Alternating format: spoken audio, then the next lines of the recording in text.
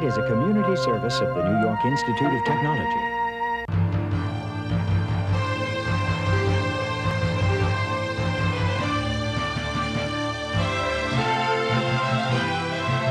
Covering the news of Nassau and Suffolk County's Long Island News Tonight with Ken Eckhart, Carol Peck, and the award-winning LI News team.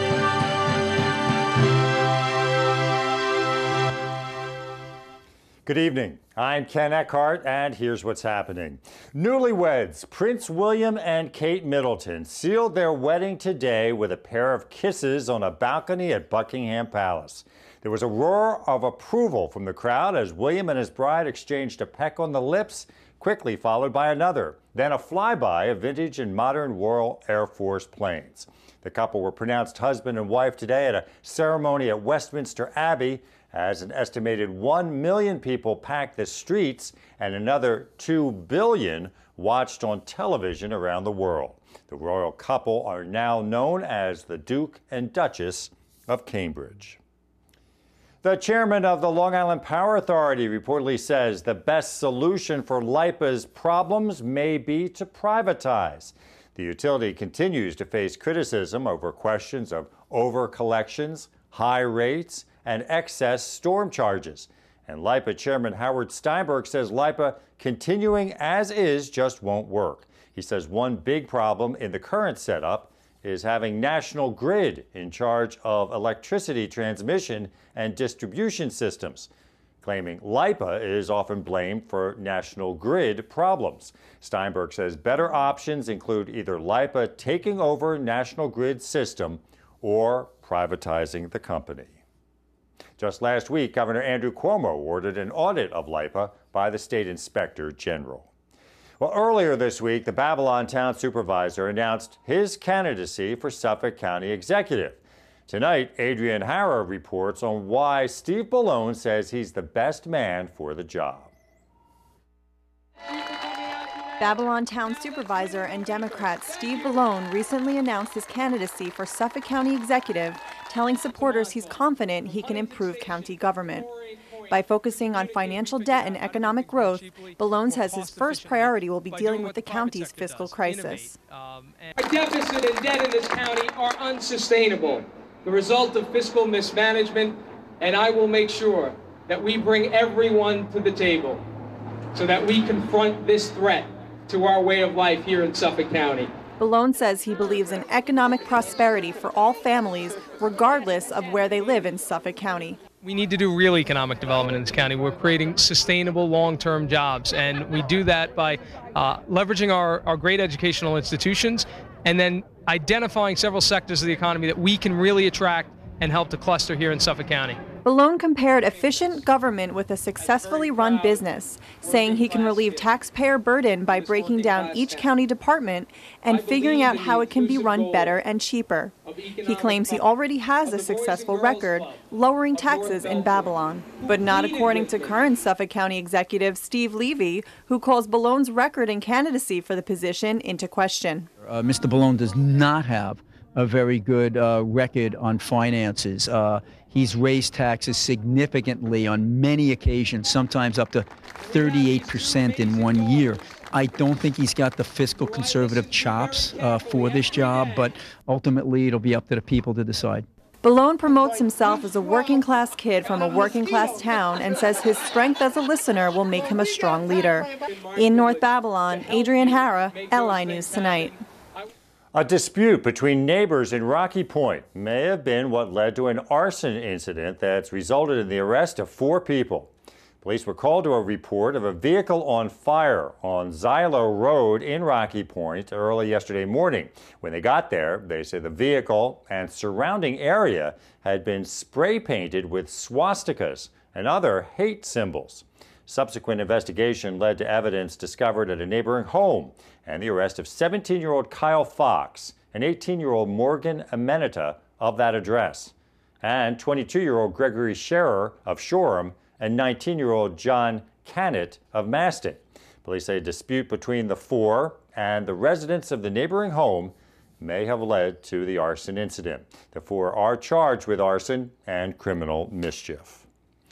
A Suffolk County man is recovering from gunshots after police say he was shot several times in the front yard of a home. According to reports, the victim, 20-year-old Frankie Fowler Petway of Wheatley Heights, was in the front yard of a home on Grand Boulevard last night when two men he didn't know walked up to him and started shooting. The victim was hit in the leg and foot. He was taken to a nearby hospital for treatment of the injuries, described as non-life-threatening. The shooters got away. For the first time in history, it's being reported that American children have shorter life expectancies than their parents. And experts say it may be due to the growing rate of obesity. So, some Long Island educators are taking steps to teach youngsters why it's important to make the right choices at mealtime. Jody Goldberg has more. The joints. And I'm able to, with one finger, lift this young man squeezed. That's Bill Kazmaier, a three-time winner of the World's Strongest Man competition. And he was recently on Long Island at the Brookside School in Baldwin to teach youngsters about the importance of nutrition. They understand what fruits and vegetables are, and they know what snack foods are. They know what junk food is, and they really have to make right choices. What do you like to eat? What's our big fast food? Does everyone like fast McDonald's? Yeah! Celebrity mom Dina Lohan of Merrick was also on hand to help young people think about eating a balanced diet. It's important for these kids at this young age to learn now, you know, before they get older, and it's not like it's too late, but just so they're a lot more educated than I was. Ask them, what is the most important muscle in your whole body? And they think maybe biceps. They don't really know. And I tell them it's their heart, because that's the one muscle you have to keep in really great shape throughout your life. And advice from the strongest man about exercise: if you're going to do an activity, have a simple carb like pasta or potatoes. But if you're going to bed, you shouldn't be eating carbs. You'll gain weight. Young kids can become champions and winners if they'll follow a good path and make right choices. And Kazmaier says making the right choices about food and life will help you become big and strong.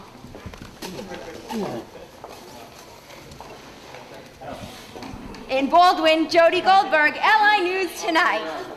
Well, it was an up day on Wall Street today. The Dow finished the day up 47.25 points. NASDAQ was up 1 point, and the S&P was up just over 3 points. We'll be back with more news right after this.